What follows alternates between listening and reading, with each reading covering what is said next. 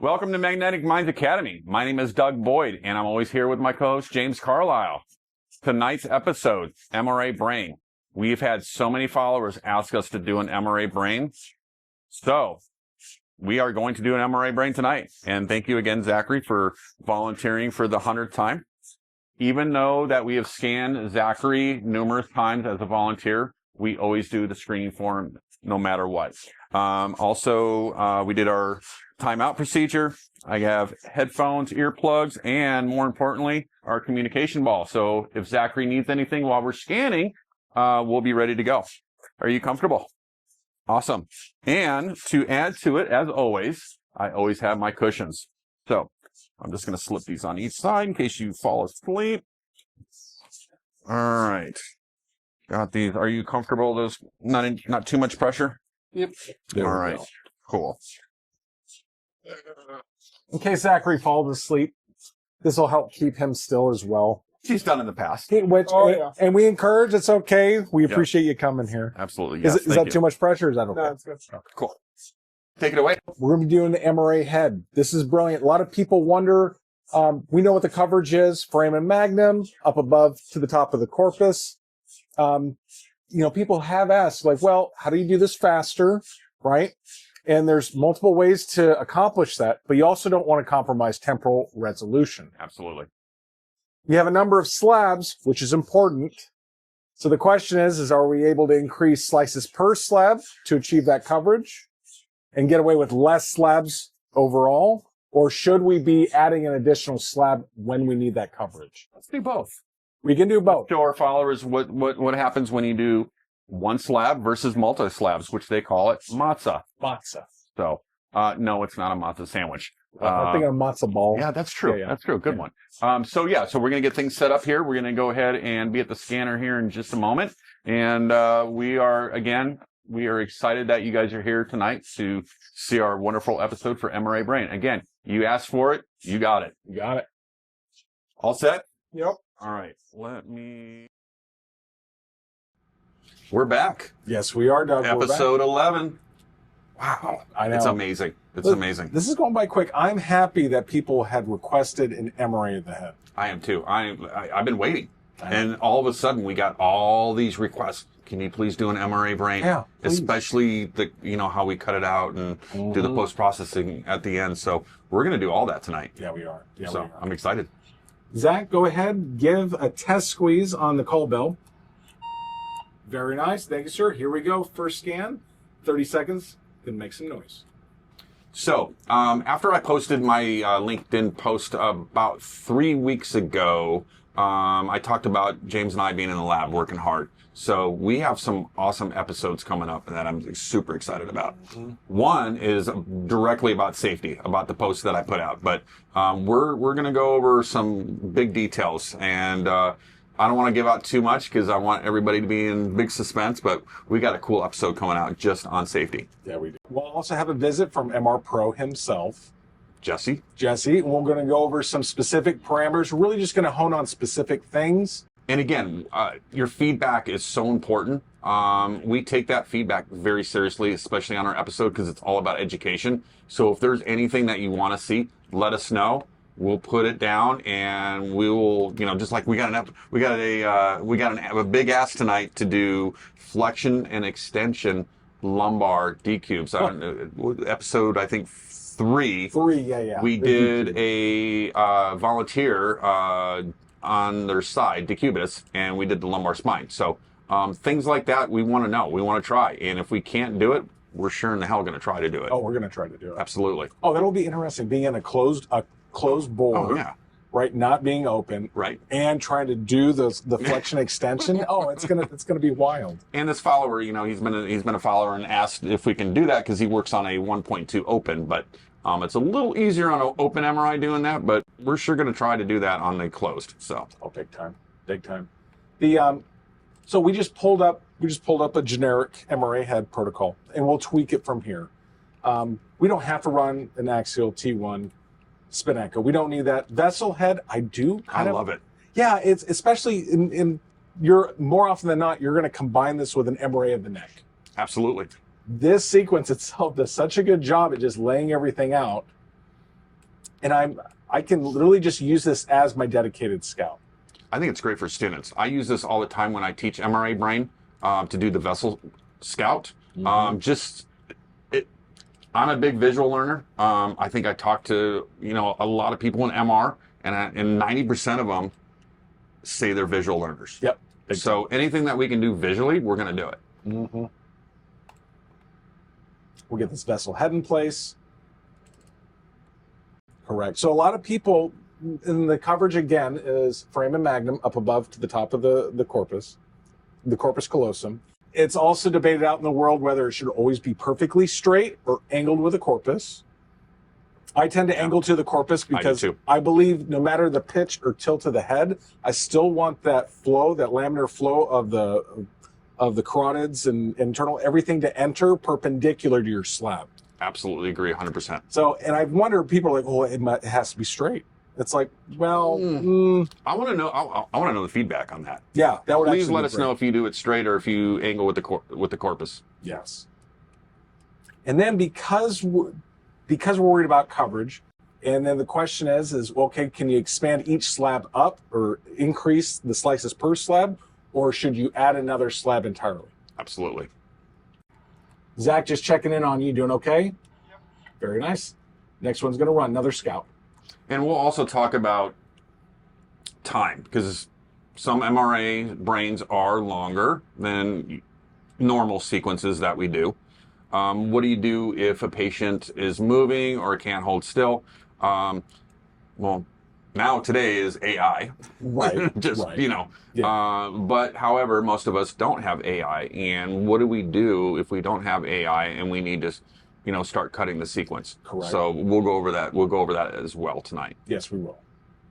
Another strategy I like is some people, or if you're trying to be as quick as possible, you can intentionally pitch the angle even harder just to capture the vessels you need. You don't necessarily have to get any more coverage than necessary. And talk to your rad. If I got into an issue where I needed to cut something down and I really couldn't, and I got stuck. Right. Where it's like, when I was on that borderline, pick up the phone, call the radiologist, let them know what's going on. Communication's everything. It is everything. So on the newer systems, you can take off the package mode, Doug, and you can see each individual slab overlap each other. Oh, really? It'd be nice for this demonstration to see that. But we do know from here on the slabs portion right there, we know that we have 4 slabs. Right. Slices. That's a pretty nice feature. It's nice for demonstration. Yes. We are on an older scanner. We are on an older scanner. This is an e-software yes. Oh, we have 30 right here, which is not terrible. I usually I don't go more than 36. 36 is kind of my number. Right. But that's just me, and that's just how I've been trained. Again, it's all radiologist driven. Right. The more slices you have, it's not going to turn out as well. So just keep that in mind. Well, and considering the fact that why is there a positive having more slabs than less? Exactly. Right. So each individual slab, as the blood enters, we're going to run this one as kind of like a default. We'll compare it and then we'll tweak this sequence from here. Okay. No, that sounds great. Here we go, Zach. We're going to run this next one. We'll repeat open, then we'll look at the parameters. So a big part of this, one, just to cover the basics, we know it's an MRA head. You can see the SAT band on the top right here. Right. Going to geometry saturation. You can see the special SAT tracking on the head, and that'd be superior. Right. So as each slab is moving up, that same SAT band is following just above it. And that's for arterial. Correct. So let's say we want to say venous. Great question. It is simple as literally tracking on the foot. Exactly. Boom. That's as simple as that. You can tell visually just by looking at your sequence where that SAT band is. As Doug said, either you're capturing the arterial or the venous flow. Right. All right, so in this tab, looking at the angio, and this is just nice to verify. Right. But you can see the flow directions literally going foot to head right there, which is nice. Yes. So you have that reassurance too. I prefer that. And by default, it does work the other way, but it's just worth the check, and you know that this was set up correctly. Absolutely. There we go. All right, so the next thing is the base resolution, 320. That's not terrible. It's okay. It's okay. We're on a system, again, without AI. But these volumes, that's not terrible. Ideally, it'd be nice to have 384. I love 384. We're gonna do 384. I know. Okay. I just a magic number 384. Just because I'm just used to running that. But again, it's all about what you're doing at your center. That slice resolution, I'm not too jazzed about it, but do you want 80 at? You want to go 60 or 70? I want 70. But You want 70? yeah, Another thing to speed this up when you have to. So we'll do another version just to compare. That phase partial Fourier is a great way for it to extrapolate more information with less reading. correct. So this is already set to 6/8. You can see the length of our exam It's lengthy. is kind of lengthy, but a lot of people consider this one sequence is a complete study in itself. Right. I think if it's like, I'm sure I'm Oh, yeah. I'm not going to get some great feedback, but anything less than 10 minutes, just from working at some of the places that especially some of the neuro centers I worked at, we were using 448 and above in 512, especially for coilings. And I know the higher the base resolution, you're going to get a little bit more artifact, but usually with the coilings, we did not get any artifact. Is that right? Wow. Because of what they were made out of. Right. But we were using super high resolution on the base and the phase and the slice. But we were also doing a smaller area. But again, Correct. these were going 9 to 11 minutes. No, well, and one, that's a few years ago. Right. And two, this is for quality. Exactly. We want to be able to characterize, visualize those vessels. So if it takes a few extra minutes, and that's what it costs, that's what you did. That kills me. And I hear this over and over. Is really 2 minutes really going to cost you? I mean, just from not doing a high quality exam. Right. I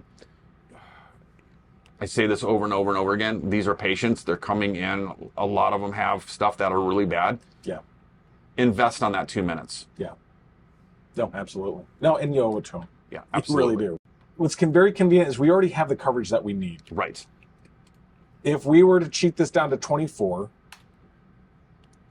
add an additional slab, that will buy us higher temporal resolution. Absolutely. And that is a big deal. Each slab, as it's being ran, one overlaps each other, and there's a pre-excitation pulse before that blood enters the slab. Absolutely. The thicker that slab is, and the longer that blood is in there, the more signal it loses as it's going through the slab. Due to saturation. Due to saturation.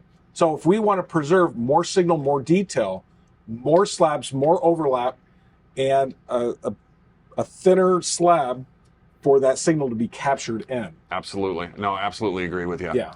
And again, I'm looking at the images, and they're okay. They're okay, but they can be better. I would have a hard time. I mean, if I had a patient that was moving, couldn't hold still, I'm okay with that. But normally, the detail is just not what I'm used to seeing. 384. Zach, you doing okay? All right, we're going to go for a pretty picture here. I'm curious what the filter, if they have a filter on there. Good call. Okay. Hmm. Yeah. And I like sharp. I do like sharp. Ooh. There we go. Edge enhancement. Should I leave it 3 or just go to 3's fine. Okay. There we go. Very nice. Here we go. We're going for the money. This is about 3 minutes longer. And then we will have a fast, dirty. Your patient is on the table. We don't know if they can even hold still long enough to Right. get a successful sequence. So this one's going to be our fast one. And again, it's important to talk to the radiologist, because there might be, I mean, generally 90% of the time you're doing the entire MRA, but if there's just a section that they need to see, it's worth making a phone call to the radiologist. Absolutely. I've done that many times where they're looking at, you know, either the MCAs only, or if there's something in the ICA that they want to look particular, where I will just do 1 or 2 slabs. There we go. Yeah. Especially if you're using contrast. Oh, absolutely. Yeah, if you're using contrast, especially around a clip or an aneurysm coil, you definitely want to just focus on that one area. And are you using twist Not currently. or tricks? Okay. Yeah, not currently. Which I do like twist and I do like trick. Yeah. Yeah, it's actually phenomenal. Get 40 phases, Oh. choose the one that you want exactly when you want. It's Yeah. a no-brainer. Just shoot and go. Yeah. All right, we got our fast up. Let's hammer this. We're gonna hammer. We're gonna go hammer away. maybe 3. Let's go. And also, quiz time. So keep an eye on our quiz times. We got some good questions for this episode. And we've got a lot of good feedback about that, Doug. Oh, People are loving this. yes, they are. All right, I'm glad the recommendation. Again, we take your recommendations. We want to make this channel the best channel out. So I want to try 320, and let's crank up our. Have you tried like the 256 and interpolate it?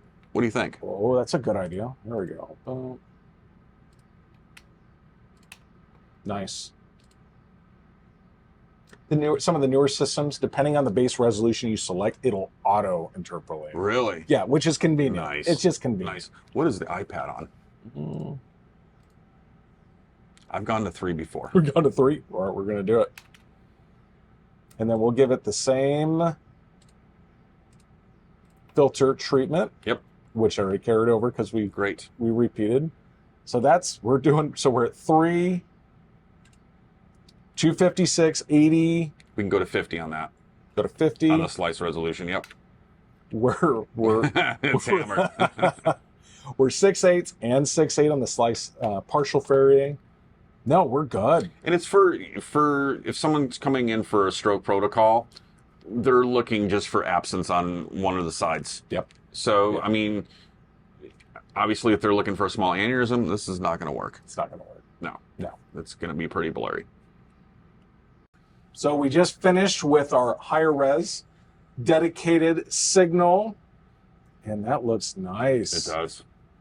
So we will get that fast sequence running. Luckily, Cool. Yeah. luckily it won't take long. 2 minutes, pretty good. Zach, how you holding up? Nice. Okay, next one, 2.5 minutes. And that'll be it. We'll get you out of there, okay? Here we go.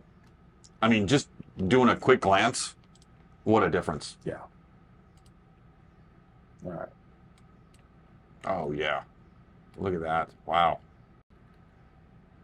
All right. So kind of zoomed in so we can help display. I'll just auto. So this is, that extra slab already paid off. Absolutely. Yeah. Just looking at the branch on the MCA, you can see more of the vessel structure compared to the one on the left versus the right. Correct. You're gonna get more information, and if a patient comes in, they're ruling out an aneurysm. I can't stress enough how vital it is to use a super high resolution MRA. Yeah, Doug, this is awesome. Look at this. You can literally, I can see half again more vessels in Right. there. That's Yeah. Absolutely. This is incredible. Look at this. It's just.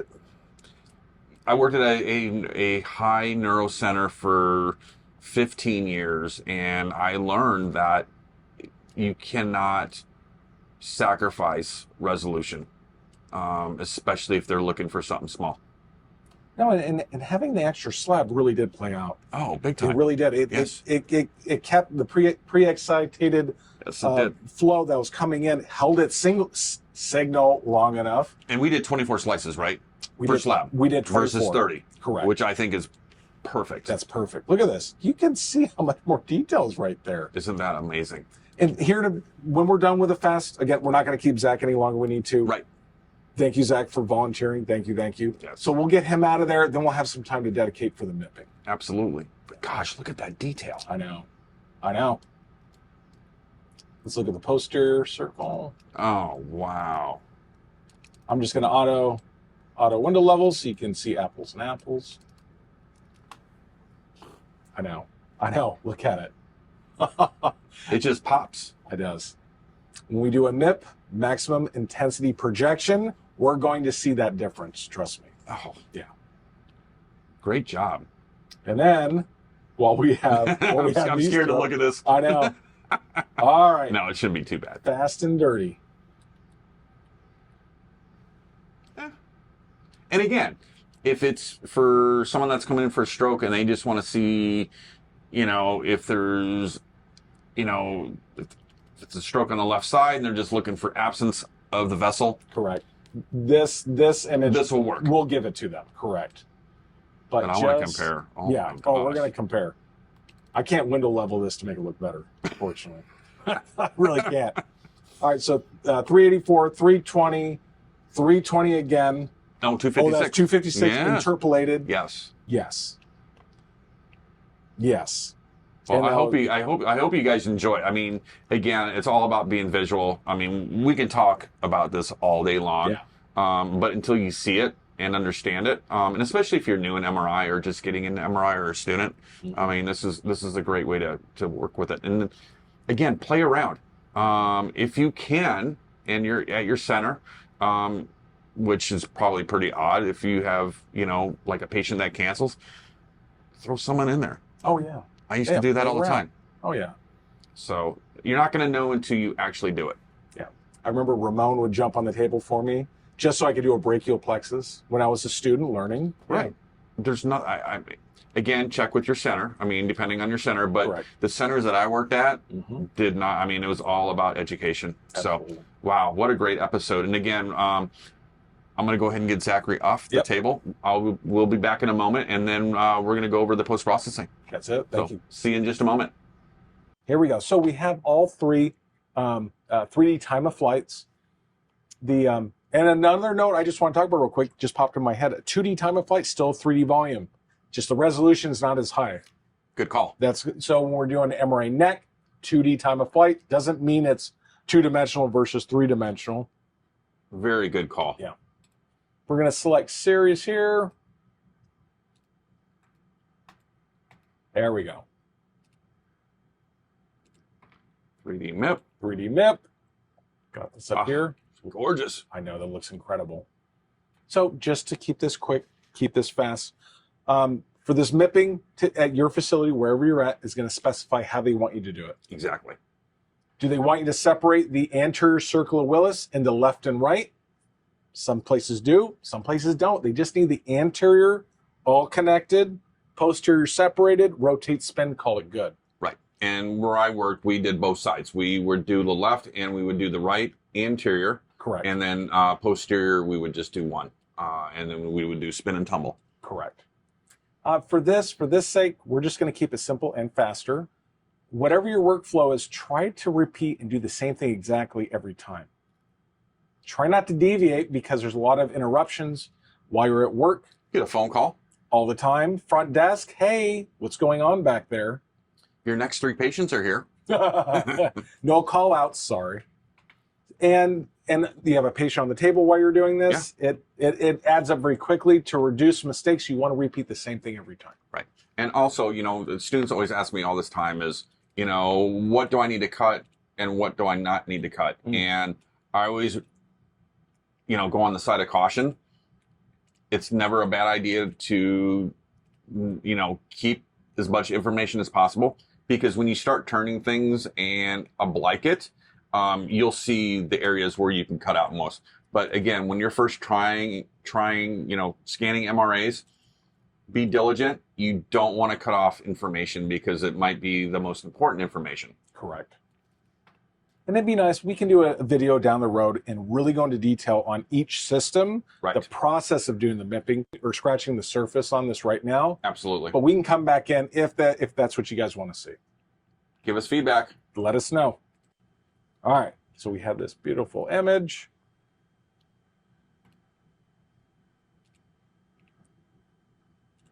You want to make sure you have the proper plane selected before you select this. No barrel rolls. No one wants to see that. 10 degrees, 19, this is perfectly fine. You see how this is like a half the spoke wheel, 180 degrees.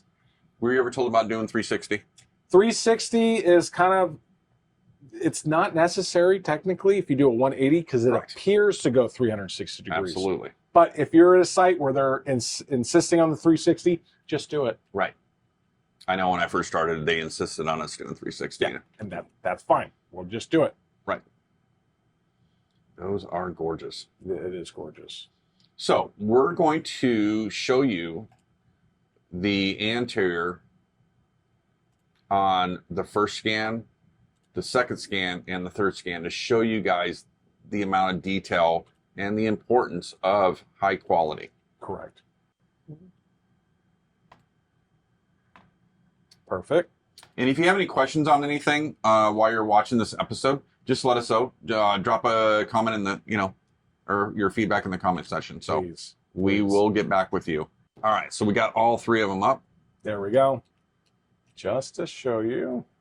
So that's the first one. And there's nothing wrong with it. No. No, this is our dirty one. Yep. Fast. Still gives you information. But look at the, yeah. I know. And then this is when we dedicated more slabs, less slices per slab, higher resolution. We dedicate ourselves, and this is what we got. Right. And it was a little under 3 minutes longer. Yep. Yeah. So this is by all means, if we're going to if we're going to dedicate ourselves to one sequence for one study, I think it's worth giving them as much as you possibly can. Absolutely. Yeah. And like I said, I was letting you guys know earlier that when I was scanning these at the Neuro Center, our average MRA was between 7.5 minutes to 9 minutes. That's right. That's right. All right. So before we end the episode, let's go over a little bit of anatomy. Nice, nice. So not to overcomplicate this, and again, we can go further in detail if you wish. Everything in here is a cerebral artery. Agree. Is it anterior? Or posterior? Is it posterior? Is it middle? Is it right or left? Don't overcomplicate it.